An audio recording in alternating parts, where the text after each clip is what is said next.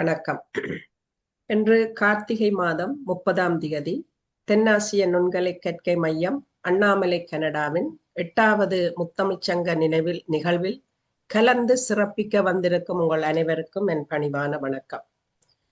தென்னாசிய நுண்கலை கற்கை மையம் கனடா அண்ணாமலை பல்கலைக்கழகத்திலே தமிழ், மொழியியல், நுண்கலை, யோகா என்று பல்வேறு துறைகளில் பட்டங்கள் பெற்றவர்களும் பட்டம் பெற ஆர்வமாக இருக்கின்றவர்களுக்கும் இன்னும் நிறைந்த தேடல்கள் இருக்க வேண்டும் என்ற ஆர்வத்தின் காரணமாக தமிழ்துறை தலைவர் பெருமதிப்பிற்குரிய பேராசிரியர் பாலசுந்தரம் ஐயா அவர்களால் இந்த முத்தமிழ்ச் சங்கம் ஆரம்பிக்கப்பட்டது என்பது நம் எல்லோருக்கும் தெரியும். பல மாணவர்களுக்கு ஆராய்ச்சி கட்டுரைகள் எழுதுவதற்கும் மேடை கூச்சத்தை இல்லாமல் செய்து பேச்சாற்றலை வளர்ப்பதற்குமான ஒரு உயர்ந்த நோக்கத்தோடு இந்த முத்தமிழ்ச் சங்கம் அவரால் ஆரம்பிக்கப்பட்டது. இந்த முத்தமிழ்ச் சங்கத்தினுடைய நோக்கம் பல்வேறு நாடுகளில் உள்ள பல்வேறுபட்ட துறை சார்ந்த பேராசிரியர்களை இணைத்து பல்வேறுபட்ட தலைப்புகளில் கருத்தரங்குகளை மாதந்தோறும் நடாத்துவதே என்பது அவருடைய நோக்கமாக இருந்தது. அந்த வகையில் பேராசிரியரால் உருவாக்கப்பட்ட இந்த முத்தமிழ்ச் சங்கம் சிறு துளி பெருவெள்ளம் போல் வளர்ந்து பல மாணவர்கள் சிறந்த ஆய்வுக் கட்டுரைகளை எழுதுவதற்கும் அவர்களுடைய பேச்சாற்றலை வளர்ப்பதற்குமான ஒரு களமாக அமைந்திருப்பதை நாங்கள் இங்கே காணக்கூடியதாக இருக்கின்றது. அந்த வகையில் பேராசிரியருக்கு முத்தமிழ்ச் சங்கத்தின் சார்பில் மன நிறைவோடு நன்றியை கூறிக்கொண்டு என்றும் வளமை போல் 2 மிக பெரிய பேச்சாளர்கள் நம்மோடு பேசுவதற்காக தயாராக இருக்கின்றார்கள். அவர்களை அறிமுகப்படுத்தி இந்த நிகழ்வை தொகுத்து வழங்குமாறு பேராசிரியர் அன்போடு கேட்டுக்கொண்டு விடைபெறுகின்றேன். வணக்கம்.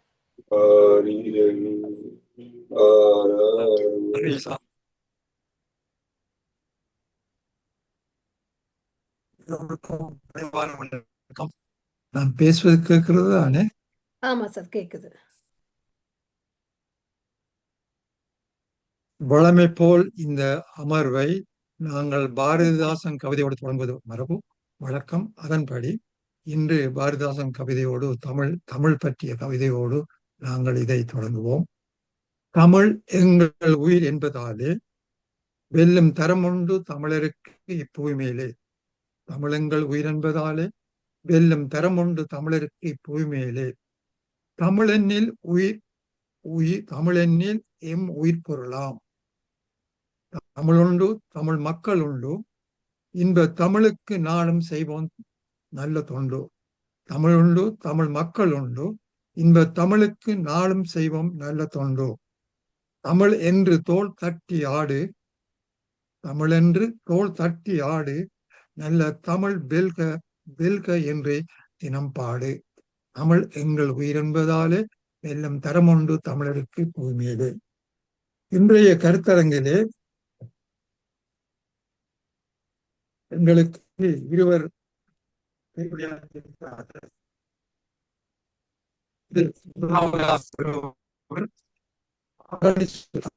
எங்களுடைய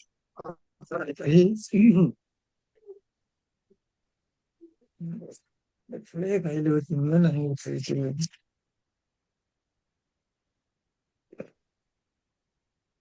மன்னிக்க வேண்டும்.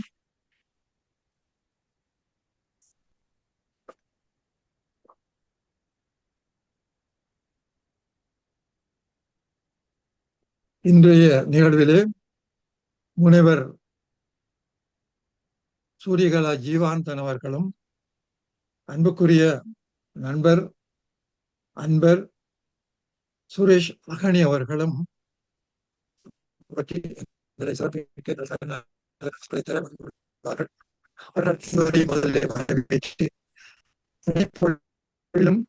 எங்களை நினைத்து தமிழ் அண்ணாமலையை நினைத்து நீங்கள் உங்களுடைய நேரத்தையும் மற்றும் வேலைகளையும் ஒரு பக்கம் வைத்துவிட்டு வந்திருக்கிறீர்கள். அதற்காக முதலில் நாங்கள் உங்களுக்கு நன்றி கூறுகிறோம்.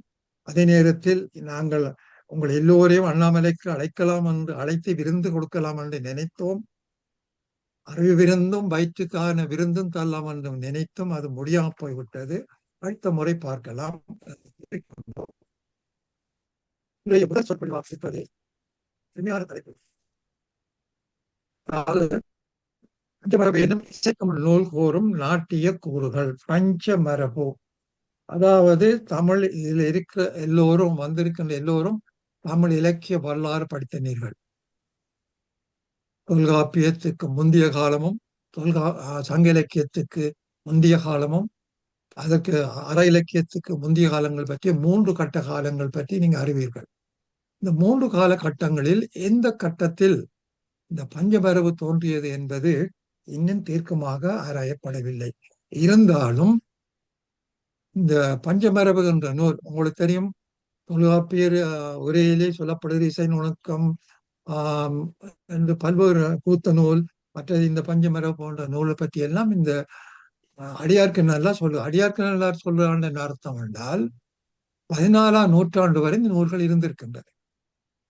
14ஆம் நூற்றாண்டு வரையும் வாய்மொழியாக ஏடுகளிலும், வாய்மொழி என்றால் மனனமாகவும் ஏடுகளிலும் வழங்கப்பட்டு வந்திருக்கிறது. இந்த பஞ்சமரபு சுவாமி விவேகானந்தருக்கு நூல், அதாவது 2000 முதலாக இந்த நூலை 1973 ஒரு பகுதி பதிப்பிக்கப்பட்டிருக்கிறது. பிறகு அந்த நூலை உங்களுக்கு தெரியும், குழந்தை சுந்தரேசனார் சிறந்த இசை வித்வான், அவரை முதல் பதிப்பித்தாலும் சேர்ந்து அது முழுமையாக பதிப்பித்திருக்கிறார்கள். அதுக்கு முதல் அந்த நூலை பற்றி பேசுவார் இல்லை. சுவாமி விமலானந்தர் தன்னுடைய யாழுனிலே அந்த நூலை ரொம்ப மேற்கோள் காட்டி அதை ஆதாரமாக கொண்டு ஆராய்ந்திருக்கிற செய்தியையும் உங்களுக்கு கூறிக்கொண்டு இந்த நூல் பற்றி சூரியவேலா அவர்கள் விரிவாக சொல்லுவார்கள். பாடெல்லாம் பழைய நூல்னா நிச்சயமாக பாடலாத்தான் இருக்கும், தொல்காப்பியம் போல. ஆனால் வெண்பாவில் பாடப்பட்டிருக்கிறது. அது மிக முக்கியமான ஒரு கருத்து. வெண்பா என்ன சுரேசிருக்கிறார், வெண்பா விந்துவான். வெண்பா என்பது நமக்கு தெரியும் கிறிஸ்துக்கு பின் 3ஆம் நூற்றாண்டுக்குரியவர். அப்படித்தானே சான்றுகள் எங்களுக்கு அப்படித்தான் சான்று கிடைக்கிறது. கிறிஸ்து பின் 3ஆம் நூற்றாண்டில் தான் குரலடியும் வந்தது, 4 அடி வெண்பாவும் வந்தது. இந்த காலத்துல அந்த நூல் தோன்றிருக்க வேண்டும் என்பதில் மாற்று கருத்து இல்லை. அதாவது விருத்தப்பாவிலிருந்து அகற்பாவிலிருந்து அதை அடுத்து வெண்பாவில் பாடினார்கள் என்று எவருமே சொல்லிவிடக் கூடாது. அதாவது வெண்பாவிலே பாடப்பட்டது. எனவே இந்த 600 காலத்துல இந்த பாடப்பட்டிருக்கிறது. இன்னொரு கேள்வி வருகிறது, 600 காலத்துல சிலப்பதிகாரம் வருகிறது, நமக்கு தெரியும் இல்லையா? 600 காலத்துல இசைக்கும் நடனத்துக்கும் இலக்கணம் சொல்ற நூல் தேவையா என்று கேட்டால் அது மிக முக்கியமான கேள்வி. இந்த பஞ்சமரபு பற்றி அவர்கள் கூறுவார்கள். ஆனால் ஒன்று நினைவு வைத்துக் கொள்ள வேண்டும், இன்று ஆடப்படுகின்ற நாட்டிய நாடகங்கள், பரதநாட்டியம் எல்லாம், இன்று நாம் பாடுகின்ற இலக்கியங்கள் எல்லாம் இலக்கியமாய் கலைகள், இலக்கியமாயிருக்கட்டும், ஆடல் கலைகளாயிருக்கும், பாடல் ஆயிருக்கட்டும், அவை எல்லாம் வாய்மொழியாக வந்த என்ற தத்துவத்தை மறந்துவிடக்கூடாது. எல்லாமே வாய்மொழியாக வந்தது. நடனத்து வாயால நடனம் ஆடுவதில்லை. அதற்குரிய இலக்கியம் தாளக்கட்டு எல்லாம் மக்கள் மரபில வாய்மொழி செவி வழியாக கேட்டு வந்திருக்கின்ற என்ற கருத்தை வைத்துக் கொள்ள வேண்டும். அந்த வகையில தான் இந்த சிலப்பதிகாரத்திலேயும் கூட பாருங்கள், சிலப்பதிகாரத்திலே எங்களுடைய அரங்கேற்ற காதை எடுத்தோம் என்றால் இவ்வளவு தூரம் 5ஆம் நூற்றாண்டுல நடனக்கலை வளர்ந்திருக்கிறதா ஒரு ஆச்சரியமா இருக்கு இல்லையா? எந்த காலம் அது? 600 காலம். நடனமே வேண்டாம், இசையே வேண்டாம் என்று சொல்லப்படுகின்ற காலகட்டத்திலே சிலப்பதிகாரம் தோன்றிருக்கு. துணிந்து அந்த மனிதன் இளங்கோவடிகள் துணிந்து பாடியிருக்க. அதுவும் சமணர் பாருங்க. இப்ப பாருங்க, அவைகளுக்குள்ளே ஒரு கருத்தும் ஒவ்வொரு ஸ்கூல்னு சொல்லுவோம் இல்ல, கருத்து சிந்தனைகள் ஒவ்வொரு ஸ்கூல்னு சொல்லுவோம். அப்ப இளங்கோவடிகள் சமணர் தான், மாற்று கருத்து இல்லவர். சமணராக இருந்தும் கூட ஆடற்கலைக்கு முதன்மை கொடுத்து, மாதவிக்கு அல்ல, ஆடற்கலைக்கு முதன்மை கொடுத்திருக்கும். மாதவிக்கு கொடுத்த முக்கியத்துவம் அது பதிவீரம் தான் இல்லையா? மாதவி என்பது என்னுடைய சின்னம் கற்பு. ஆனா நாங்கள் மாதவி எப்படி பார்க்கிறோம்னா நடனமா பார்க்கின்ற பொழுது அந்த நடனக்கலைக்கு அவர் கொடுத்த முக்கியத்தை பார்க்கின்ற பொழுது என்ன அறிந்து கொள்ள வேண்டும்? இசையும் ஏனைய கலைகளும் வந்து கொண்டா இருந்திருக்கிறது. சமண பௌத்தம் வந்தேறு குடிகள் மாதிரி வந்து இறங்கிய சமயங்கள். சரி, அதற்காக இந்த பாமர மக்கள் இந்த கலைகளை வளர்த்து வந்திருக்கிறார்கள் என்ற உறுதிப்பாடு நம்மகிட்ட இருக்கணும். பாருங்கள், ஆயர் சேரியில இது நடக்குது, ஆட்சியகுறை நடக்குது, ஒரு நடன கலை நடக்குது இல்லையா? இடையர் சேரியிலே என்ன, இடையர் சேரியில. எனவேதான் நாங்கள் எங்களுடைய கலைகள் தொடர்ச்சியாகவே வந்து கொண்டிருக்கின்றன. காலத்தின் போக்குக்கு இப்ப ஒவ்வொரு கலைகள் வடமொழி சித்தாந்தங்கள் எல்லாம் அதில் சேர்ந்து இன்று இருக்கிறது என்ற கருத்தை வைத்துக்கொண்டு நாங்கள் இந்த பின்னணியை வைத்துக்கொண்டு பஞ்சமரவை பார்க்கலாம். சரிதானே? இப்பொழுது எங்களுடைய எங்களுடைய நான் ஆஸ்தான வித்வானா சொல்லிக் கொள்வது ஏனென்றால் அந்த அளவு முக்கியத்துவம் வாய்ந்த ஒருவர் இப்பொழுது நடன ஆசிரியராக இருக்கிறார். அவர் எந்த அளவுக்கு இந்த பஞ்சமரபில் கூடிய பார்த்தீங்கன்னா என்ன சொல்ற இசை 5 சாப்டர் 5 இயல் இருக்குது. ஒன்று முதலாவது இசை, மற்றது பாக்கி இசை என்றதுக்கு முதல் பாட்டு எழுதணும் இல்லையா? காதல ஒலிச்ச பிற்பாடம் பாட்டு எழுதுறது. அப்படித்தான் நாங்கள் யாப்புல சொல்லுகிறோம். இசையை காதல விழுந்த பிற்பாடுதான் அதுக்கு வடிவம் கொடுக்க இசை மரபுடையும் வாக்கிய மரபு. அந்த வாக்கிய மரபு பாடல் மரபு இல்லையா? பாடல் மரபு. அப்படி பிறகு அந்த பாடலை தாளத்துக்கு ஏற்ப கொடுத்து அதுக்கு பிறகு அதை தாளம் வந்தா தாளம் போட்டோட கால ஆடும் இல்லையா? தாளம் போட்ட கால ஆடும். அப்போ தாள மரபு அபிநயம் ஒரு சங்கீதத்துக்கும் சொல்லலாம். நீங்க இன்னொரு விஷயம் சொல்லணும், சங்கீத ஆசிரியர்கள் படிக்கின்ற பொழுது இப்படியெல்லாம் மாட்டுவார்களாய். என்ன இவர் சும்மா பாட முடியாதுன்னு நாங்கள் சிலர் கேட்கிறோம் நாங்கள் இல்லையா? ஆனால் கையோ காலோ ஆடித்தான் வேணும். என்ன உணர்ச்சி தானே, அந்த உணர்ச்சி எங்களை தட்டும். தாளத்துக்கு ஏற்ப தட்டும், அலை இசைக்கு ஏற்ப கையை இப்படி ஆட்டிக்கொண்டு போகும். சிலாக்கள் ஆகையும் கூட ஆட்டி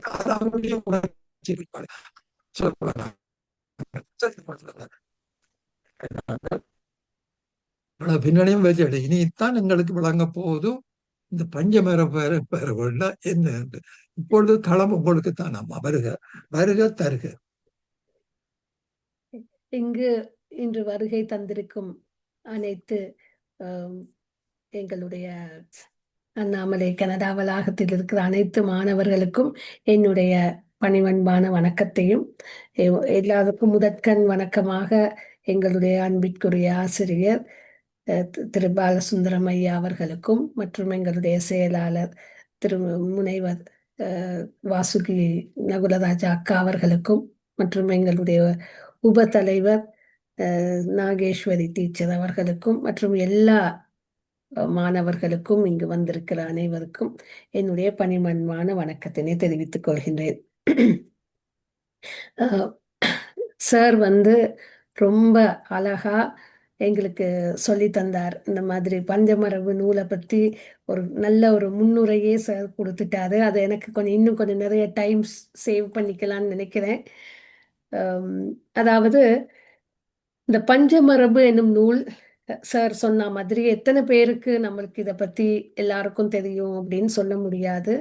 ஆனா இந்த நூல் கண்டிப்பாக ஒரு தமிழ் இலக்கியம் கற்ற நாங்கள் அனைவரும் நிச்சயமாக இந்த நூல் தமிழுக்கும் தமிழ் இசைக்கும் கூத்துக்கும் எந்த அளவுக்கு முக்கியத்துவம் கொடுத்திருக்கிறது என்பது கண்டிப்பாக நாங்கள் தெரிந்து கொள்ள வேண்டிய விடயம். என்னை பொறுத்த வரைக்கும் நாட்டிய சாஸ்திரம் என்று இன்னைக்கு பெரும் பரவலாக உலக ரீதியாக எல்லா நடன கலைஞர்களுமே நாட்டிய சாஸ்திரத்துக்கு பின்னாடி போறாங்க.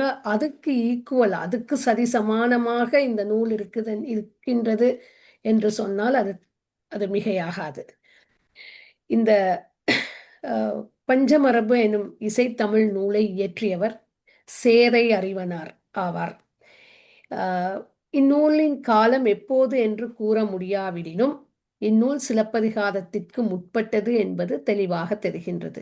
ஏனெனில் அடியார்க்கு நல்லார் தான் எழுதிய சிலப்பதிகாரத்தின் உரைப்பாயிரத்துக்குள் முத்தமிழ் காப்பியமான சிலப்பதிகாரத்திற்கு உரையெழுத உறுதுணையாக நின்ற 5 நூல்களில் பஞ்சமரபும் ஒன்று.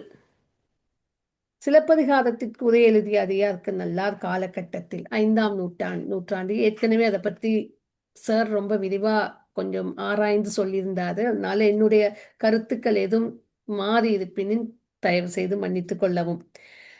குறிப்புகள் எழுதியிருக்கலாம் என்பது ஒரு நோக்கத்தில் கொள்ளலாம். ஆனால் முதலாக இருந்த பஞ்சமரபின் ஓலைச்சுவடியிலிருந்து அதனை அச்சிட்டவர் வித்வான் திரு வேரா தெய்வ சிகாமணி கவுண்டர் அவர்கள். அதற்கு பிற்பட்ட காலங்களில் வீரராகவையர், பின் ரொம்ப சமீபமா 2000ஆம் ஆண்டுக்கு அப்புறம் அங்கேற்கண்ணி அவர்கள் இன்னும் விரிவாக பல நூல்களை மேற்கோள் காட்டி இந்த பஞ்சமரபினை மிக அழகாக எழுதியுள்ளார். அடுத்து இந்த பஞ்சமரபுடைய அமைப்பினை பார்த்தால், இது பஞ்சமரபு அப்படிங்கிறது, பஞ்சன்ற வார்த்தை வந்த உடனே அது 13ஆம் அதாவது 5ஆம் நூற்றாண்டுக்கு பின்னாடி வந்த ஒரு நூல்ங்கிற மாதிரி இருக்கும். ஆனால் இந்த ஆசிரியர் நிறைய இடங்கள்ல அந்த நூல் பார்க்கும் பொழுது 5 தொகைன்னு தான் சொல்லியிருக்காரு. 5 தொகையாக பிரிக்கப்பட்டிருக்கின்றது அப்படின்னு தான் சொல்லியிருக்காரு. பின்னாடி அதுக்கு பஞ்சமரபு என்று ஒரு பெயர் கூட வந்திருக்கலாம். இதன் இது பெரும் பிரிவுகள், 5 பெரும் பிரிவுகளும் அந்த ஒவ்வொரு பிரிவுக்குள்ளேயும் அது சிறு பிரிவுகளாகவும் பிரிக்கப்பட்டிருக்கிறது. முதலாவது இசை மரபு, அது பெரும் பிரிவு. அதுல யாழ் மரபு, வங்கிய மரபு, கண்ட மரபு, திருத்த மரபு அதாவது நிறத்த மரபு, வகையொலிபு மரபு என்று 5 மரபுகளாகவும், 2வது வாட்சிய மரபுக்குள்ள முழவு மரபு, பிண்ட மரபு, எழுத்து மரபு என்று 3ம், நிறத்த மரபிற்குள் நிறத்த மரபுல நிறத்த வகை மரபு, தாண்டவ மரபு, அகமார்க்க பொருள் மரபு, அகமார்க்க பொருள் தரு வரலாறு மரபு, கூத்திலக்கண மரபு என்று 5ம், 4வது பிரிவான அபிநய மரபிலே ஒற்றைக்கை மரபு, இரட்டைக்கை மரபு, அங்கக்கிரியை மரபு, காற்றொழில் மரபு, அரங்க விலக்கண மரபு, பிறம்பிலக்கண மரபு என்று பிரிவுகள் 6 பிரிவுகளாகவும் சிறு பிரிவு. 5வது தாள மரபு, அதற்குள் தாள மரபு வரலாறு, அட்டக்கண மரபு, தாள நூட்பா மரபு, தாண்டவ பொதுவியல் ஒளிபு மரபு என்று பிரிவுகளாகவும் பிரிக்கப்பட்டிருக்கின்றன.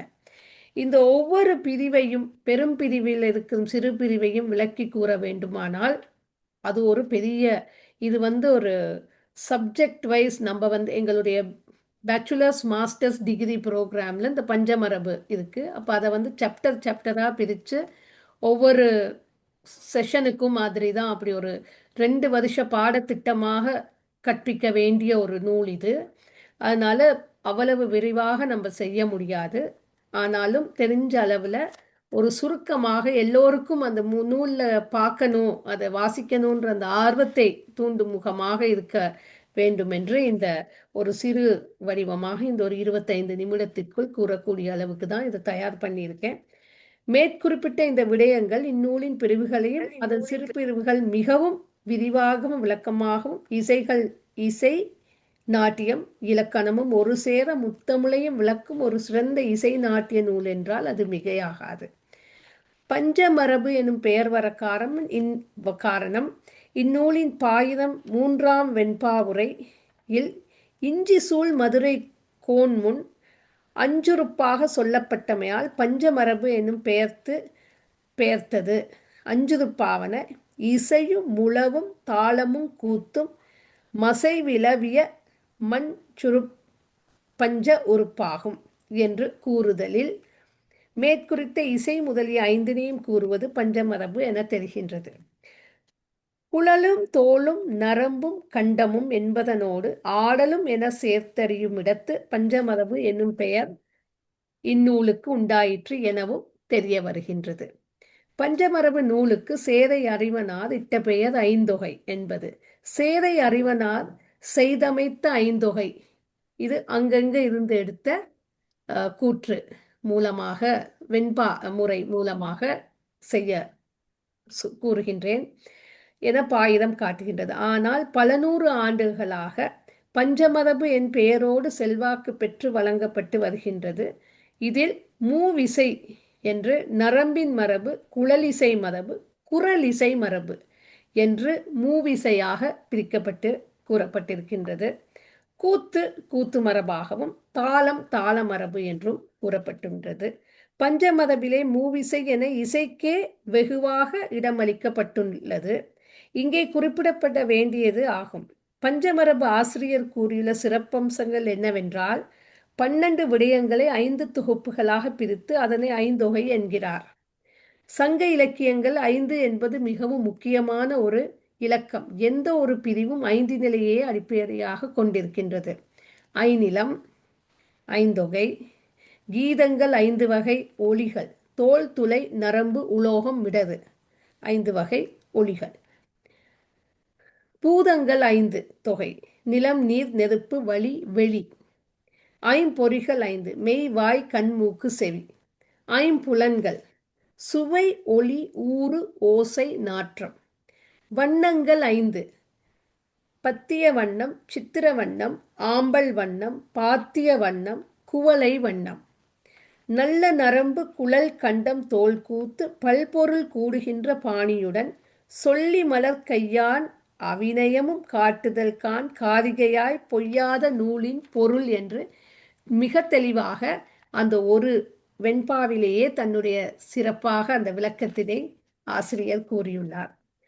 யாழ் மரபு, இனி கொஞ்சம் சுருக்கமாக அந்த சிறு பிரிவுகளை பார்க்கலாம். யாழ் மரபு நரம்பியல் மரபு, வங்கிய மரபு குழலிசை மரபு, கண்ட மரபு குரலின் மரபு, கூத்து மரபு கூத்தியல் அபிநயவியல் மரபுகள் யாவும் இதற்குள் அடங்கும். தாள மரபு, பாணியியல் மரபு, தோல் இயல் மரபு. யாழ் பிரிவுக்குள்ள வளைகோட்டியாலும் செங்கோட்டியாலும் இருக்கின்றது.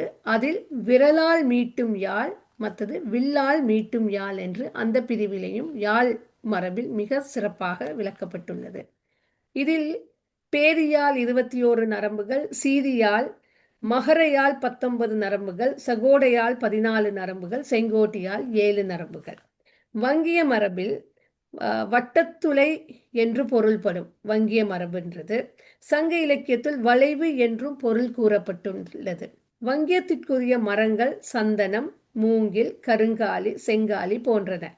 வங்கியத்தின் மரத்தின் தன்மைகள் உயர்ந்த நிலத்தில் நின்றது, சமநிலத்தில் நின்றது, காற்றினால் அமையும் அலையடி படாதது, திருகுதல், பிளத்தல், பொத்துப்படுத்தல் முதலிய குற்றங்கள் இல்லாதது, மிக இளமையோ மிக மிதுமையோ அடையாத நடுத்தர வயதுடைய மரம். அதாவது இந்த வங்கிய மரபுன்றது துளையுள்ள கருவின்னு சொல்றது குழல் தான். அதற்குரிய மரங்களை தான் எந்த வகையான மரவகையில் இந்த குழலை செய்யலாம் அப்படிங்கிறதுக்கு தான் சொல்லிப்பட்டிருக்கிறது. அப்படி ஒவ்வொரு விஷயத்தையுமே எந்த வகையான மரத்தை தேர்ந்தெடுக்கலாம் என்பதிலிருந்து எவ்வாறு இசையை அதற்குள் புகுத்தலாம், எந்த ஒரு இசைக்குமே ஐம்பூதங்களின் துணையும் வேணும் அப்படின்னு சொல்லுவாங்க. காற்று வேணும், அதே நேரத்தில் ஹீட் அக்னி வெப்பமும் வேணும், அந்த மாதிரி நீர் வேணும், நீர்த்தன்மை இருக்கணும். ஃப்ளூட் வாசிக்கும் பொழுது அதில் கொஞ்சம் ஒரு ஈரத்தன்மை இருக்கணும், கண்டிப்பாக இருக்கும். அந்த மாதிரி ஒவ்வொரு இசைக்குமே அந்த பூதங்களின் பங்களிப்பு எப்படி இருக்குங்கிறத சொல்லி அதையும் மிக விளவாக சொல்லப்பட்டிருக்கின்றது. அடுத்தது கண்டமரபு. கண்டமரபு என்பது குரலோடு சம்பந்தப்பட்டது. ஒளி பிறக்க உதவுவன ஐம்பூதங்களாகும். அவை மண், நீர், நெருப்பு, காற்று, ஆகாயம் என்பன இவற்றுள் ஆக்கப்பட்டது. உடம்பு புட்களம், உடம்பின் மத்தியில் உள்ளது உந்தி, இதுவே ஒளி உற்பத்தியாகும் இடம். இதை தொல்காப்பியத்திலையும் நாங்கள் படிச்சிருக்கோம். நாதம் எழுவதற்கு 4 இடங்கள் உதவுகின்றன. முதல் உந்தி, மார்பு, கண்டம், தலை. ஒளி 2 வகையாக உடம்பில் எழுகின்றது. சொல்லின் ஒளி, சுர எழுத்துக்களுக்குரிய ஒளி. ஸ்வரங்கள் பாடும் பொழுது எவ்வாறு அந்த ஒவ்வொரு ஒளியும் எங்கிருந்து பிறக்கின்றது என்பதற்கு தெளிவாக விளக்கி கூறப்பட்டுள்ளது. ஐம்பூதத்தின் தன்மையை உடம்புடன் ஒப்பிட்டு இங்கு ஆராயப்பட்டுள்ளது. அதற்கு ஒரு சின்ன ஒரு சூத்திரம். மெய், வாய், கண், மூக்கு, செவி என்று பேர் பெற்ற வைவாயு மாயவற்றின் மீதெடுக்க துய்ய சுவையொன்றோயிசை நாற்றமென்றசையும் அவை முதற் புட்களம் ஆகும். இதை திருக்குறளும் சுவை ஒளி ஊரோசை நாற்றமென்றைந்தின் வகை தெரிவான் கட்டே உலகு என விபரிக்கின்றது. கண்டமரபு மேலும் ராகம், தாளம், பல்லவி பாடும் முறை, கல்பனாஸ்வரம், நிரவல் பாடும் முறை, குரலோசை அசைத்தல், அதாவது இன்று ரொம்ப பாப்புலராக இருக்குது அந்த வாய்ஸ் மாடுலேஷன் சொல்லுவாங்க. அது பஞ்சமார் உள்ளோசைகளில் என்கிறார். உள்ளோசைகள் 11 என்கிறார். அதாவது வாய்ஸ் மாடுலேஷன் நாங்கள் 11 விதமாக நாங்கள் அதை மாடுலேஷன், அதுக்கு ஒரு வேரியேஷன்ஸ் கொடுக்கலாம் அப்படின்னு சொல்றார். உள்ளாலம் அந்த 11 என்னன்னா, உள்ளாலம் நரம்பின் ஓசையை அழுத்தி ஆழமாக நீளமாக ஒலித்தல். விந்து ஓசையில் ஒரு உயிர்ப்பு ஒலி உடைமையையும் காட்டுதல். நாதம் அது இன்னோசை. ஒலி சுரத்தின் சுருதி அளவுடன் சேர்ந்து செயல்படும் ஒலி.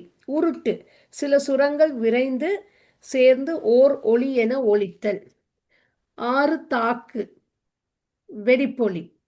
7 எடுத்தல் அழுத்தம் நிறைந்த ஒலி. 8 படுத்தல் அழுத்தம் குறைக்க ஒலி. 9 நலிதல் எடுத்தல் படுத்தலுக்கு இடைப்பட்ட ஒலி. 10 கம்பிதம் அது நடுக்கம், ஒரு ட்ரெம்பிளிங்கோட வாய்ஸ் கொண்டு வருது. குடிலம் மாயையான ஒலி, ஒரு சுரம் போன்று போலியாய் மற்றொன்று ஒலிப்பது.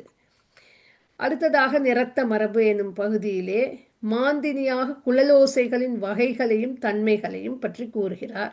ஓசை என்பதற்கு நீளம், செறிவு, சுரம், அளவு என்னும் 4 உண்டு என்று கூறி வருகின்றார்.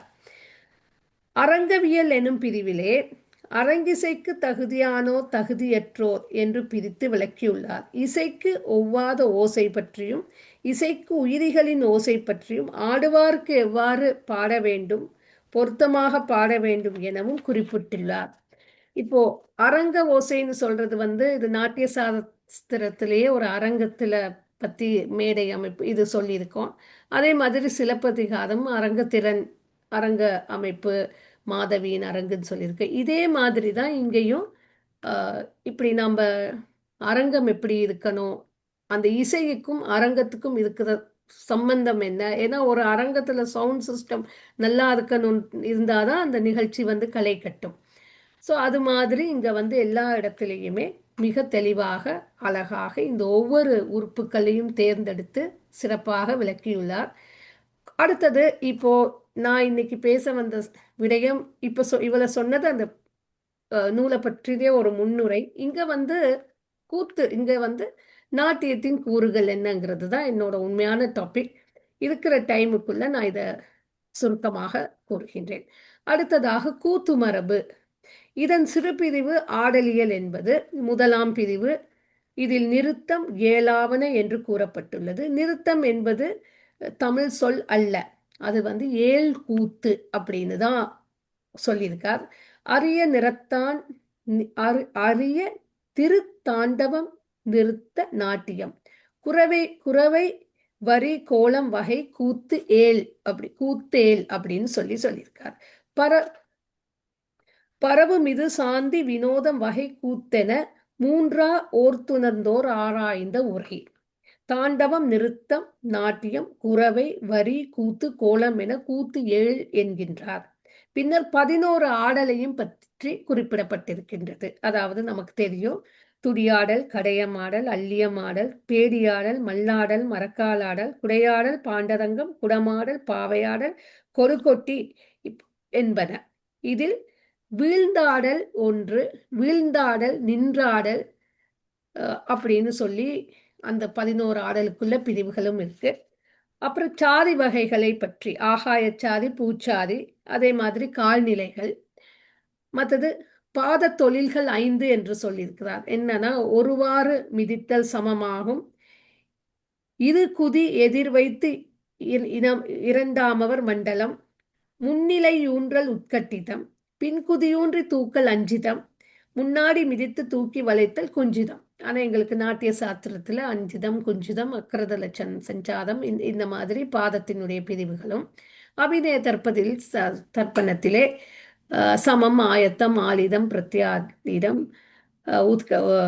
பிரேங்கனம், பிரேரித்தம் என்று இந்த மாதிரி சம பாத நிலைகளுக்கும் சாதி நிலைகளுக்கும், அதாவது நடத்தல், குதித்தல், சுற்றுதல், சமநிலையில் நின்று செல்லுதல் என்று இதுக்கு பிரிவு பிரிவாக தனித்தனியாக இருக்கின்றது. இங்கேயும் அந்த மாதிரி அவ்வளவு ஆழமாக கூறாவிடினும் மிக அருமையாக கூறப்பட்டிருக்கின்றது. அடுத்தது வட்டப்பாலை 4. சிவனாடிய மூவகை ஆடல், தேசிய ஆடல், வடுகு ஆடல், சிங்கள ஆடல் என்க கைகளின் அதுவும் கைகளின் அசைவுகளில் எலிற்கை அழகே தொழிற்கை தொழிலே பொருட்கை கவியின் பொருளாகுமே. அப்புறம் தட்டடைவு, குத்தடைவு, நாட்டடைவு, சுற்றடைவு, எவ்வடைவு அப்படின்னு சொல்லி அடைவுகளுக்குமே பிரிவுகள் கொடுக்கப்பட்டிருக்கிறது. இப்போ இதுல ஒரு தெரிந்த விஷயம் என்னன்னா, இப்ப நம்ம நாட்டியத்துல இன்றைய இருக்கிற தற்கால நாட்டியத்துல பார்த்தோம்னா தட்டடவு, நாட்டடவு, குத்தடவு அந்த மாதிரி அடவுகளை ஒரு சீராகவும், அதுக்கப்புறம் அலாதிப்பு, ஜதீஸ்வரம், சப்தம், வர்ணம்னு ஒரு மார்க்கம் அமைப்புன்னு சொல்லுவோம். இந்த மார்க்க அமைப்புன்றத 18ஆம் காலம், ஏர்லி 18th century சொல்லலாம், 1804, 6, 8, 10 போன்ற ஆண்டுகளில் பிறந்த மராட்டியருடைய சரபோஜியுடைய காலகட்டத்தில் வாழ்ந்த தஞ்சை நால்வர் தான் இந்த நாட்டியத்தை கச்சேரி முறையில் வகுத்தவர்கள். அதுக்கு முன்னாடி மராட்டியர்களுடைய காலகட்டத்திலே 16ஆம் நூற்றாண்டுல நிரூபணம் அப்படின்னு சொல்லி சஹஜி அவர்கள் 18 உருப்படிகளை ஒரு நாட்டிய கச்சேரி அமைப்புன்றது 18 உருப்படிகள் இருந்தது. அதுல ஸ்வரஜதியும் இருந்தது, வர்ணம் இருந்தது, கௌத்துவம், சப்தம். ஸ்வரஜதியும் வர்ணமுமே அவ்வளோ பெரிய உருப்படிகள். அப்படியே உருப்படிகளை வச்சு இருந்ததை பிற்கால கட்டத்துல இவர் சுருக்கி மார்க்கமாக இப்படி கொண்டு வந்தார். அன்னைக்கு அவர் அமைத்த மார்க்கம் தான் இன்னைக்கு அது இன்னும் கொஞ்சம் அந்த மார்க்கத்துல இருக்கிறது அலாதிப்பு, ஜதீஸ்வரம், சப்தம், வர்ணம், பதம், ஜாவலி, தில்லானா. இதுதான் இவங்க இயற்றின உருப்படிகளை தான் அந்த மார்க்கத்துல வச்சிருந்தாங்க. ஆனா இன்னைக்கு நம்ம அதுல பல இடைச்செருகல்கள் நிறைய இருக்கு. கௌத்துவம் வந்தது, அப்புறம் கீர்த்தனங்கள் வந்தது, அப்புறம் இப்ப தேவாரம், திருவாசகம், திருப்புகழ் இதெல்லாம் கூட வந்தது. அப்புறம் அப்புறம் பாசுரங்கள், பிரபந்தங்கள், இந்த மாதிரி எல்லாமே செருகப்பட்டு இன்னைக்கு வேற மாதிரி ஒரு நிலையில நாட்டியம் இருக்குதுன்னு சொன்னா மிக உயரிய நிலையில இருக்குன்னு சொல்லலாம். அடுத்ததாக இந்த கூத்து மரபுல அப்புறம் தாண்டவம், இதுல தாண்டவ இலக்க பிரகாச தாண்டவத்திற்குரிய தாளங்களை பற்றியும், தேசிங்கு புஷ்பாஞ்சலிக்கு புட்பாஞ்சலின்னு சொல்றாரு. ஏன்னா அந்த பேர் இதுல பாத்தீங்கன்னு சொன்னா நம்ம புஷ்பாஞ்சலின்றது நம்மளுடைய தமிழ் சொல் வழக்கு கிடையாது. ஸோ புட்பாஞ்சலிக்கு 5 தாளம், தேசிக்கு 5 தாளம், ஒவ்வொரு பிரிவுகளுக்கும் எத்தனை தாளம் என்பதை பற்றியும், வைப்புக்கு 4 தாளம், வகுப்புக்கு 4 தாளம்னு தாளத்தை பற்றி மிகவும் ஒரு பெரிய ஒரு பகுதியாகவே அது இருக்கு. இது தாள மரபுல வருது, அபிநய மரபுல அதே நேரத்துல இந்த பிரம்புன்னு சொல்றது இன்னைக்கு நம்ம கையில வச்சு ஒவ்வொரு நாட்டிய ஆசிரியர்களுடைய கையிலையும் இருக்கிற தட்டுக்களி. இதுதான் அந்த தட்டுக்களி. நீங்க எல்லாம் பார்த்திருப்பீங்க. இந்த தட்டுக்களி கூட இப்ப ரொம்ப மாடர்னைஸ்டா இது வுட்ல தான் இருக்கணும், பலகையில தான் செய்ய வேண்டியது. ஆனா அது நம்ம தட்டுல எல்லாம் உடைஞ்சு போகுதுன்னு இப்ப இது ஃபைபர்லயே வந்துருச்சு, எவ்வளவு தட்டுனாலும் உடையாது. அப்போ அந்த மாதிரி இந்த மாதிரியான இதுக்கு பிரம்புன்னு சொல்றது. இந்த பிரம்பு தண்டியவியல்ங்கிற ஒரு சாப்டர்ல இந்த பிரம்பை பத்தி சொல்லியிருக்கார். அதை இந்த பிரம்பினுடைய நீளம், இதற்கு இருக்க வேண்டிய இந்த சுற்றளவு, இது எத்தனை சான் இருக்கணும் அப்படிங்கிறதும், இந்த பிரம்பை எந்த அளவு கால பிரமாணத்துக்கு ஏத்த மாதிரி தட்டணும் அப்படின்னு சொல்லி இதை இந்த குறைச்சு கூடுறது. இப்ப உதாரணமா நம்ம தித்து தேய்னு போடையில தேய், அப்ப அந்த ஆழமான நீண்ட ஓசை வரணும், எங்க குறுகிய ஓசை வரணுங்கிற மாதிரி அதுக்கும் ஒரு விரிவான விளக்கணமும் கொடுக்கப்பட்டிருக்கிறது. அடுத்ததாக பாத்தீங்கன்னா நான் இந்த அலகுகளுக்கும் அப்புறம் கால அளவு இருக்கு. அதுக்கப்புறம் இந்த கை, இப்போ நாங்க இந்த கை ஹஸ்த முத்திரைகள்னு நாங்க சொல்றோம். இன்று செய்கிற ஹஸ்த முத்திரை நம்ம அபிநய தர்ப்பணத்தினை அடிப்படையாக கொண்டு இந்த பத்தாக்கம், திரிபத்தாக்கம், அர்த்த பத்தாக்கம், கத்திரி முகம்னு செய்தோம். இதே பஞ்ச மரபுல அழகாக அந்த ஒவ்வொரு கைக்கும் சொல்லப்பட்டிருக்கு. அதுல வந்து எப்படி சொல்லியிருக்காங்கன்னு சொன்னா, கை வந்து எலிற்கை, ஆண்கை, பெண்கை, அழிக்கை, எழில்கை, தொழிற்கைன்னு சொல்லியிருக்கு. ஆண்கைக்கு இத்தனை வகைகள், பெண் கை இத்தனை வகைகள். எழில் கைங்கிறது வந்து பியூட்டி ஹேண்ட்ஸ், அதாவது ஒரு அடவை செய்யும் பொழுது பிரயோகிக்கப்படும் கைகள். இது வந்து எந்த ஒரு மீனிங்கையும் நமக்கு விளக்கமும் சொல்லாது. சும்மா இப்ப நம்ம தையும் தத்தத்தை இந்த மாதிரி கையிலெல்லாம் வந்து ஒன்றும் அங்க விளக்கம் இல்லை. அதே நேரத்துல நாங்க வந்து ஒரு விஷயத்தை சொல்லும் பொழுது, ஒரு அழகு, ஒரு பெண், ஒரு அந்த முக வடிவம், அந்த கண்ணு, இப்படி இதெல்லாம் சொல்லும் பொழுது அது வந்து தொழில் கை. ஏதாவது ஒரு வேலையை செய்யுது, ஒரு பொருளை நமக்கு சுட்டி காட்டுதுங்கிறதுக்காக இதுக்கு தொழிற்கை அப்படின்னு. அப்ப எழிற்கை இத்தனை, தொழிற்கை இத்தனை அப்படின்னு சொல்லியிருக்கு. அதே மாதிரி இந்த கை கை உறுப்புகள் எல்லாமே வந்து ஒற்றை கை, ரெட்டை கை. அதே மாதிரி பல ஒவ்வொரு மிருகங்களை குறிக்கும் கைகள், மற்றது லக்னங்களை குறிக்கும் கைகள், நவகிரகங்களை குறிக்கும் கைகள்னு எல்லாத்துக்குமே இந்த கை உறுப்புகள் இருந்திருக்கு. அதாவது ஆதி காலத்தில் மனிதன் வந்து எப்படி இந்த சைன் லாங்குவேஜ் மூலமா பண்ணினாதுன்றதுக்கு வந்து இந்த பஞ்சமரபு இந்த நூல் வந்து ரொம்ப நல்ல ஒரு உதாரணம்னு நான் சொல்லுவேன். இதுல ஒரு சில ஸ்லைடு நான் ப்ரிப்பேர் பண்ணியிருக்கிற ஸ்லைடை நான் உங்களோட இப்ப பகிர்ந்து கொள்கின்றேன்.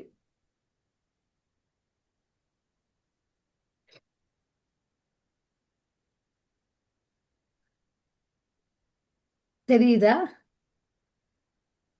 வரையில்லாம இன்னும். Okay, right.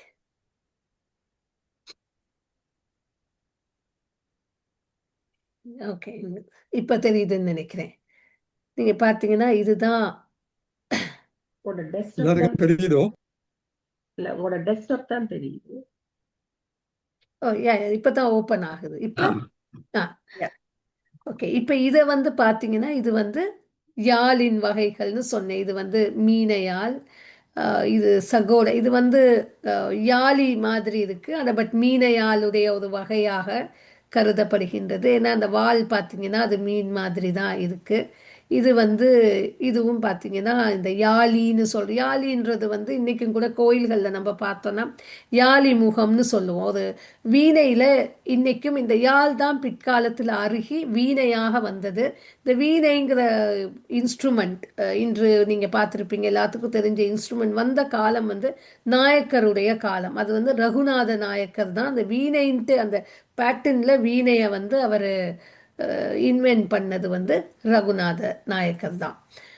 அடுத்ததா சாரி,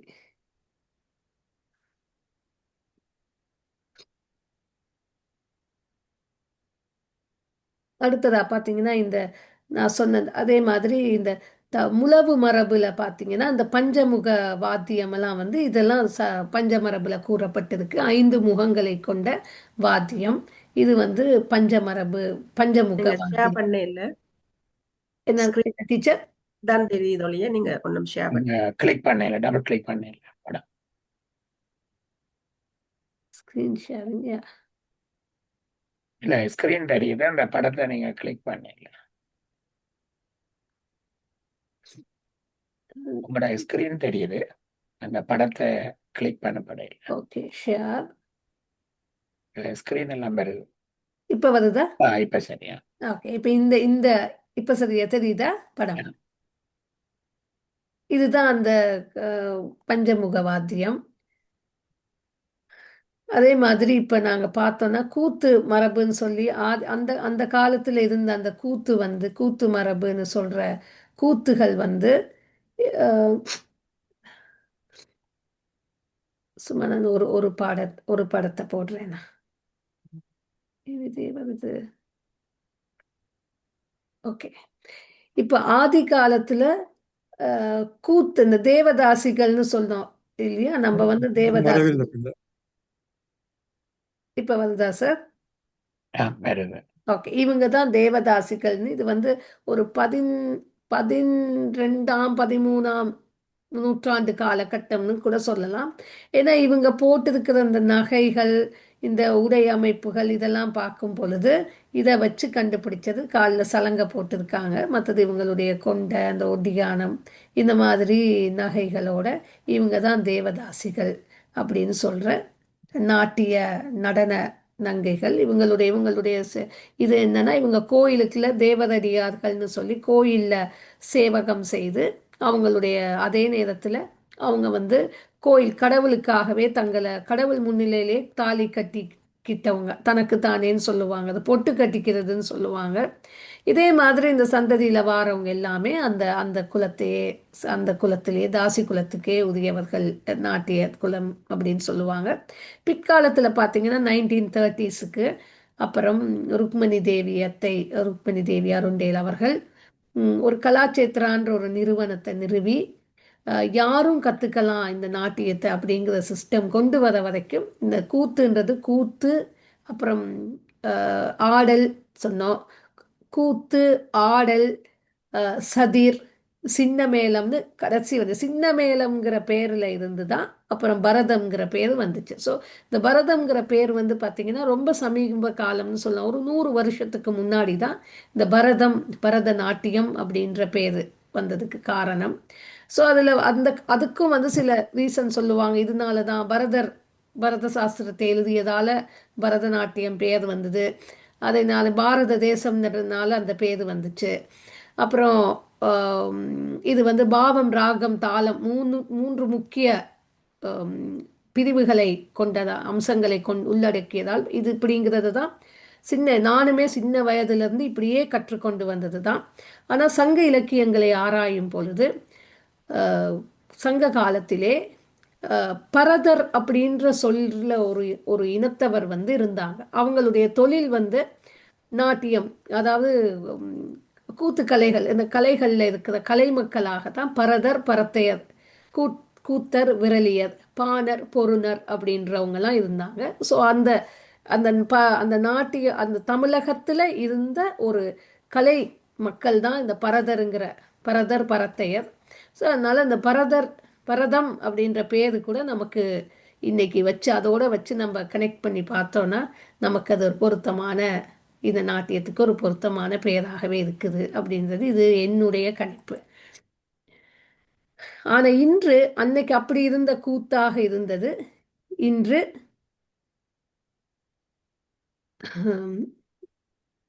இப்படி ஒரு தெரியுதா?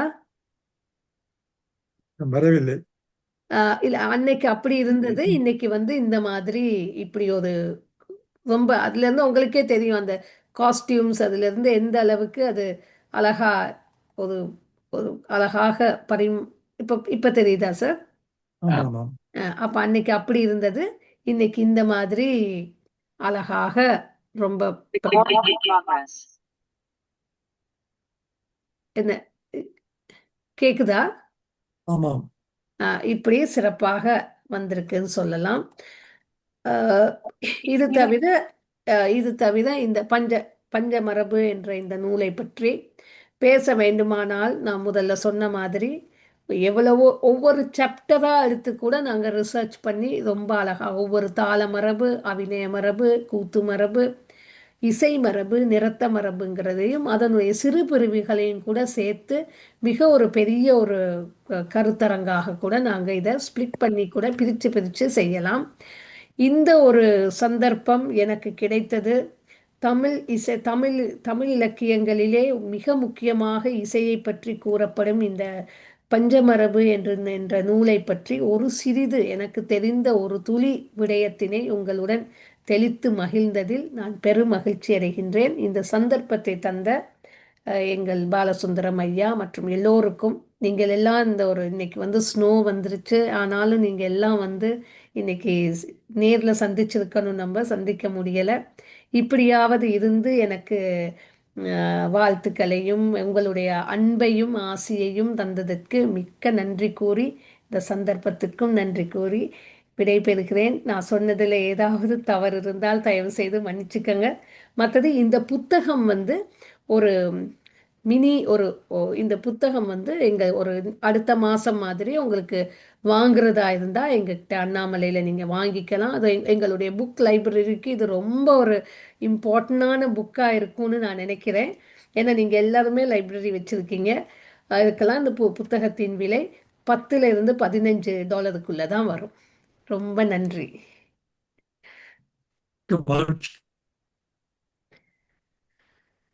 மிக்க மகிழ்ச்சியை சொல்லிடலாம். நீங்கள் இவ்வாறெல்லாம் தயாரித்து வந்து உரையாற்றுவீர்கள் எதிர்பார்க்கவே இல்லை. மிக அழகாக எங்களுடைய உள்ளம் குளிரத்தக்க வகையில அறிவுக்கு விருந்தாக இந்த பஞ்சமரபை எங்களுக்கு அழகாக நாங்கள் அதை படிக்க வேணும் என்று தூண்டுவதற்கு மட்டுமல்ல, புத்தகமும் ரெடியா இருக்கிறேன் என்று சொல்லி நிறைவு செய்தீர்கள். மிகவும் குளிர்ச்சியா இருந்த அந்த வாக்கியம். நிச்சயமாக அந்த பிரதி எனக்குள் வைத்துக் கொள்ளுங்கள். நாங்கள் அந்த கேள்வி நேரம் வந்த உடனே இதை பற்றி பேசிக்கொள்ளுங்க ரொம்ப. ஆனா மிக சிறப்பாக 30 நிமிடங்களுக்குள்ள மிக சிறப்பாக ரொம்ப விஷயங்களை தந்திருக்கிறீங்க. ரொம்ப விஷயங்களை கூறியிருக்கிறீங்க. மிக்க மகிழ்ச்சி பிள்ளை. அங்க வெளியில போகும் முதல் இந்த கையில என்னன்னு சொல்றது, பிரம்பு தட்டுக்களி வேற சொல்லு இருக்குது அவங்களோட நாட்டியத்துல. இதுக்கு வந்து தட்டுக்களின்னு சொல்லுவோம். நாட்டியத்துல தட்டுக்களி. நான் நினைக்கிறேன் நீங்க சொன்ன உங்களோட விளக்கத்தை பிற்பாடு நாங்களும் வாத்தியார இருந்தாங்களா பள்ளிக்கூடத்துல, இங்க இல்ல அங்கேயும் இருக்க இல்ல, ஆசிரிய மகளை பார்த்திருக்கின்றோம். அவர்கள் தட்டுக்களியோட போவார்கள். பிரம்பு. ஆமா, அதுக்கும் இதுக்கும் ஏதோ தொடர்பு இருக்க வேணும் போல எனக்கு படுகிறது. ஏனென்றால் ஆசிரியர் நடனத்தை பழக்கிறவர்கள் ஆசிரியர்கள், என்ன ஆசிரியர்கள்.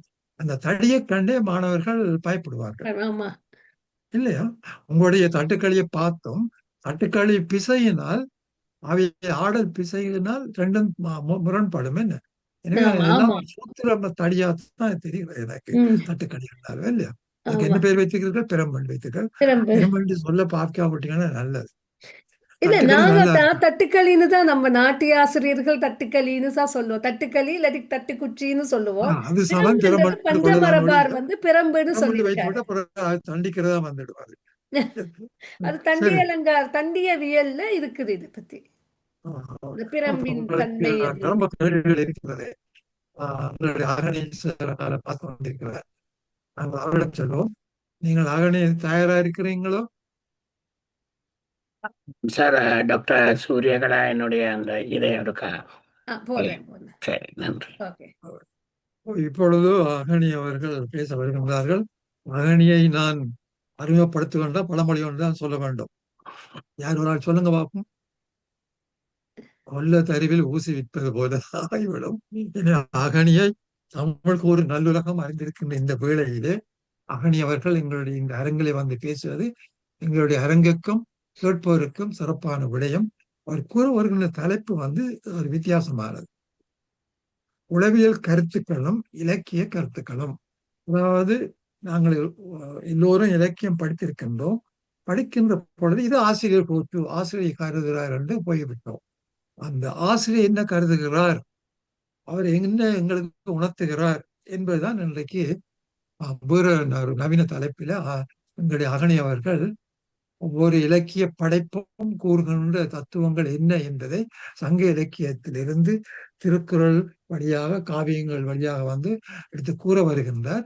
பார்ப்போம், கேட்போம். வருக. நன்றி. அண்ணா ஒரு நிமிஷம் இருங்கண்ணா, நான் அதை ஷேர் பண்ணி தான் பார்க்குறேன். கொஞ்சம் இருங்க. அது என்னது, நான் அடுத்ததே வருது. இப்போ தெரியுதா உங்களுக்கு ஏதாச்சும்? இல்ல, உங்களோட ஸ்கிரீன் வந்துட்டுது. ஆமாம், அதை டபுள் கிளிக் பண்ணீங்கன்னா சரி. அப்பா, ஓகே அண்ணா. இல்ல, என்ன மேலே இல்லை, எனக்கு தெரியுதே. ஓகே, என்னது? ஓகேண்ணா, நீங்க தொடங்கி பேசிட்டு இருங்க. நான் அதுக்கடையில இதை நான் எடுத்துறேன். சில இடங்கள்ல நான் ஸ்கிப் பண்ணணும். நீங்கள் தெரியுதா? இப்ப ஓகே. ஆமாம், சரி சரி சரி, ஓகே. இப்ப ஓகே. சில இடங்கள்ல அந்த பக்கங்களே இப்ப ஓகே தானே? நான் உங்களுக்கு தெரியும். இப்ப சரி, இப்ப சரி. ஓகே. நன்றி. எல்லாம் வல்ல இறைவனுக்கும் தமிழ் தாய்க்கும் திருவள்ளுவர் பெருந்தகைக்கும் வணக்கம். தென்னாசிய நுண்கலை கற்கை மையம் அண்ணாமலை வளாகம் தமிழ்துறை தலைவர் முத்தமிழ் சங்கத்தினுடைய தலைவர் பேராசிரியர் பாலசுந்தரம் அவர்களுக்கு வணக்கம். உரையாற்றி அமைந்துள்ள முனைவர் சூரியகலா ஜீவானந்தன் அவர்களுக்கும், தொகுப்புரை வழங்க உள்ள முனைவர் வாசுகி நவல்ராஜா அவர்களுக்கும், நன்றியுரை வழங்க உள்ள திருமதி நாகேஸ்வரி ஸ்ரீகுமரகுரு அவர்களுக்கும், ஏனைய ஒழுங்கமைப்பாளர்களுக்கும், அவையிலே உள்ள அனைவருக்கும் என்னுடைய அன்பான வணக்கம்.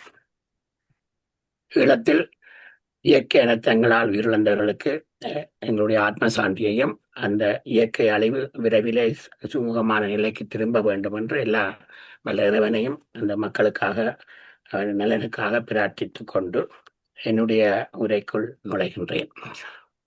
என்னுடைய உரைக்கான தலைப்பு உளவியல் கருத்துக்களும் இலக்கிய கருத்துக்களும் கூறும் உள்ளுணர்வு. அடுத்த பக்கம் போகலாம். இதை நான் ஒரு ஆய்வு கட்டுரையாகவே உங்களோடு பகிர்ந்து கொள்ள விரும்புகிறேன். இந்த ஆய்வினுடைய நோக்கம் இந்த கட்டுரை உள்ளுணர்வு பற்றிய உளவியல் கருத்துக்களையும் இலக்கிய கருத்துக்களையும் ஒப்பிட்டு ஆய்வு செய்வதாகும். இந்த ஒப்பிட்டு ஆய்வின் பெறுபேறுகள் மனிதனின் மேம்பாட்டுக்கு உதவும் என்ற எதிர்பார்ப்பு என்னை இந்த ஆய்வினை மேற்கொள்ள தூண்டியது.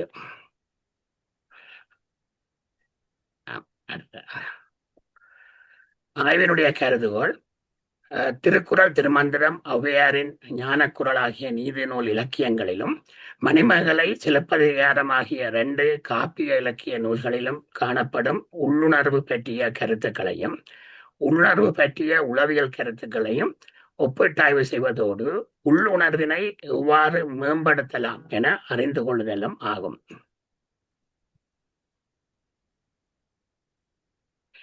இந்த ஆய்வினுடைய எல்லை உளவியலும் திருக்குறள், திருமந்திரம், ஔவையாரின் ஞானக்குறள் ஆகிய நீதி நூல் இலக்கியங்களிலும் மணிமேகலை, சிலப்பதிகாரம் ஆகிய 2 காப்பிய இலக்கியங்களிலும் உள்ளுணர்வு பற்றி பேசப்படும் இடங்கள் இந்த ஆய்வுக்கான எல்லைகளாகும்.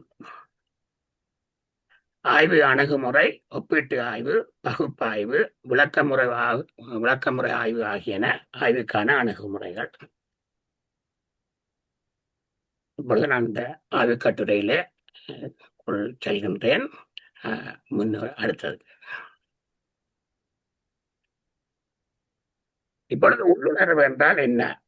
எமது மனத்திலே சடுதியாக ஏற்படும் எண்ணங்களே உள்ளுணர்வு. பொதுவாக எங்கள் எல்லோருக்கும் உள்ளுணர்வு ஏற்படுவது உண்டு. அது கனவாக கூட வரலாம்.